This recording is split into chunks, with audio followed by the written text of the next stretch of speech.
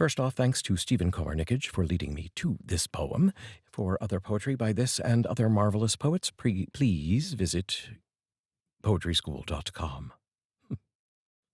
Birds by Vyacheslav Huk. Translated by Stephen Komarnyckyj.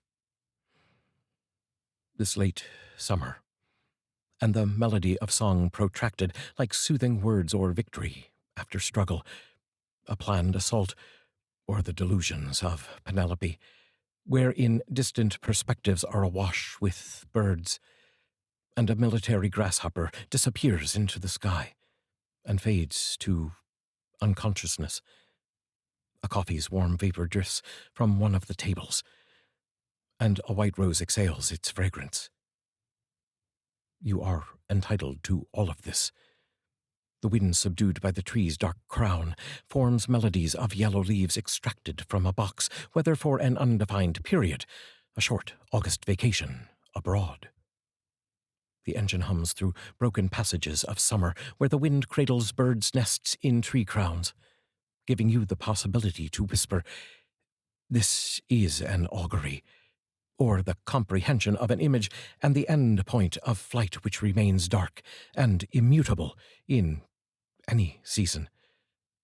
The negative of a plane bombing a foreign location.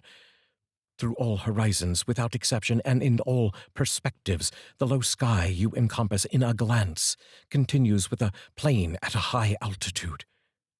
And there's no possibility of analyzing life's boundlessness in dreams.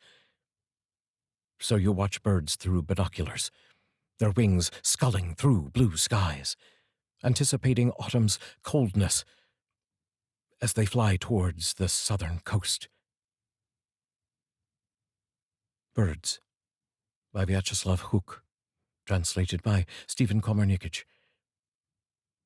Use the links. Visit poetryschool.com.